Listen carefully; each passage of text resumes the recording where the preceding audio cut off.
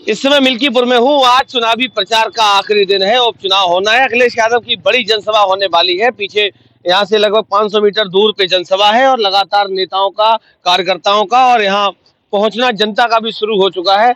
ये नेताजी है, क्या नाम है?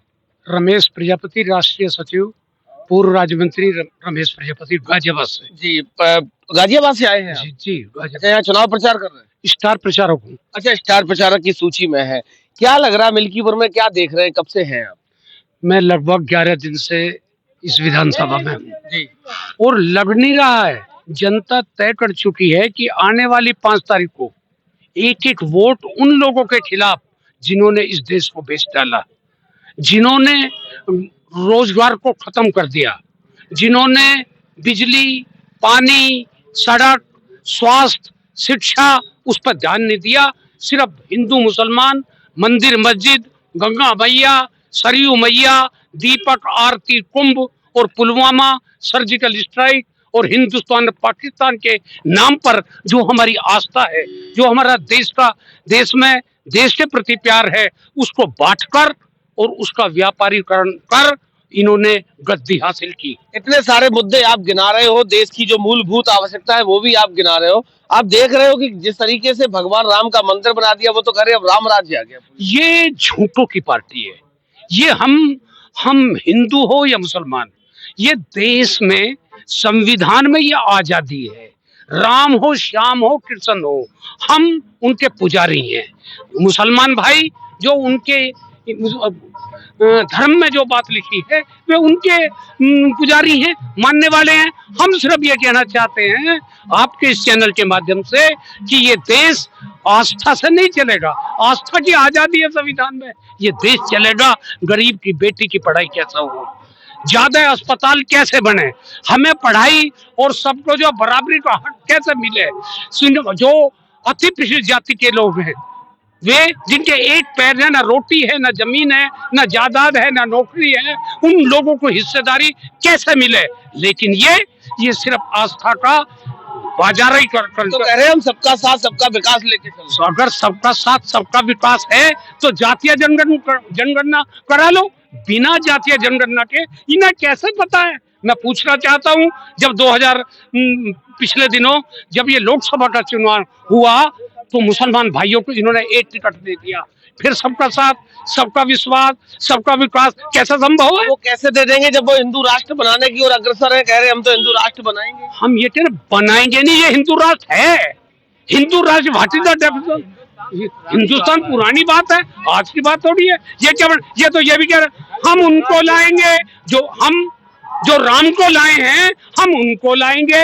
ये झूठ है नहीं? आप देखे थे मोदी जी भगवान राम का छोटा सा फोटो लेके और जा रहे थे, बहुत अच्छा। मैं बिल्कुल सही बात, मैं फिर वही बात कहता हूँ, ये बड़े ड्रामाबाज हैं, बड़े नाटककार हैं, बड़े डमरूबाज हैं। ये कुर्सी के लिए लोगों को गुमराह करने का काम करते हैं। इन्होंने तो 27 वायदे 2014 के चुनाव में किए, एक वायदा पूरा किया हो तो कोई मुझे बता दे। ये तो नमामि गंगे, क्या जो गंगा जो है निर्जल हो गई, पवित्र हो गई, साफ हो गई। ये इन्होंने वादा किया 2 करोड़ नौकरी देंगे, क्या नौकरी दे दी? इन्होंने कहा किसानों की। योगी जी कहते हैं उत्तर प्रदेश में योग्य युवा नौजवान है नहीं, हम किसको रोजगार दे दें? योग्य है तो गोरखपुर के मठ बाबा योगी जी योग्य हैं, इसके अलावा कोई योग्य नहीं है। हमारा बेटा है वो योग्य नहीं है। ये झूठों की पार्टी है, क्योंकि मैंने बार बार कहा कि झूठों ने झूठों से कहा कि सच बोलो, और ये ऐलान हुआ है। हाँ, ये सरकारी ऐलान हुआ है कि सच बोलो, और बाहर वो अंदर चोरों की मंडी है और दरवाजे पर लिखा है सच बोलो। ये ऐसी पार्टी है, झूठ के अलावा इनके पास कुछ। अब तो दरवाजे पे लिखा राम राज्य आ गया। राम राज्य, हम राम को कब नहीं मानते थे? ये तो 5000 योगी जी कहे हैं ये राम भक्तों पे गोलियां चलवाए थे आपके नेता। मैं ये कह रहा हूँ शासक का काम ये है लॉ एंड ऑर्डर बनाना। गोली तो इन्होंने भी चलवाई। क्या गोली मुख्तार अंसारी पर जहर देने का नाटक जो किया खुलेआम पुलिस की, उसमें जो है दूसरे एक हमारे मुसलमान भाई को, नेता को मार दिया गया। ये काम शासक का होता है, ये न्यायालय का काम होता है। यही तो भटकाते हैं ये हिंदू और मुसलमान। मैं कह रहा हूँ अगर ये तो कानून में ये बात लिखी है कि कोई अगर गैर कानूनी काम करता है तो उसे सजा न्यायालय देगा। क्या करेंगे 2027 में? 2017 मैं नहीं करूंगा, ये जनता समझ चुकी है कि झूठ, पाखंड, आडंबर और झूठ ज्यादा दिन नहीं चलता और वो दिन आ गया है। अब तो ये बानगी है कि ये जो 5 तारीख को चुनाव होगा उसमें एक एक वोट अमीर गरीब नर नारी जो भी वैलिड है वो वोट देकर कैसे जीत पाएंगे? पीडीए, आपका जो पीडीए परिवार है वहां वोटिंग की पर्ची नहीं पहुंचाई जा रही है। हाँ, यही तो है, बिल्कुल सही कहा। ये मैं नहीं, ये सारे लोग कह रहे हैं, पर मैं फिर वो कहता हूँ अति ज्यादा दिन नहीं चलते। अगर ज्यादा हम वो वोट जो जनता करेगी तो ये सब फेल हो जाएंगे। प्रयास तो ये करेंगे, इन्होंने अतीत में किया है, चाहे निर्वाचन आयोग हो, चाहे ईडी हो, चाहे सीबीआई हो, चाहे आरबीआई हो, चाहे इलेक्शन कमीशन हो, इन्होंने सबको अपना एजेंट बनाकर इन्होंने हमेशा दुरुपयोग कर कुर्सी और सत्ता हासिल। क्या नाम है? राम प्रकाश प्रजापति। अच्छा, प्रजापति समाज के नेता हैं आप सब लोग? मैं हमीरपुर विधानसभा से पूर्व प्रत्याशी रहा हूँ जी। 228 विधानसभा हमीरपुर से। राम प्रकाश प्रजापति जी। कहाँ चूक हो गई थी? चूक थोड़ा सा समझने में हो गई पब्लिक को। 27 में मौका मिला तो चूक को कैसे बना पाए? अरे वो अब सब पूरा हो गया है, अब कोई बची चीज ऐसी नहीं है जो उसको ना जनता समझ गई हो।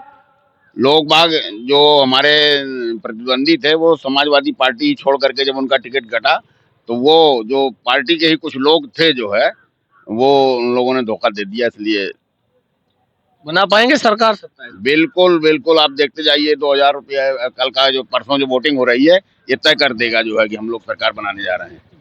तो बने रहिए, दिखाते हैं मिल्कीपुर की आबो हवा क्या है, चूंकि आज चुनाव प्रचार का आखिरी दिन है और अखिलेश यादव की बड़ी जनसभा है।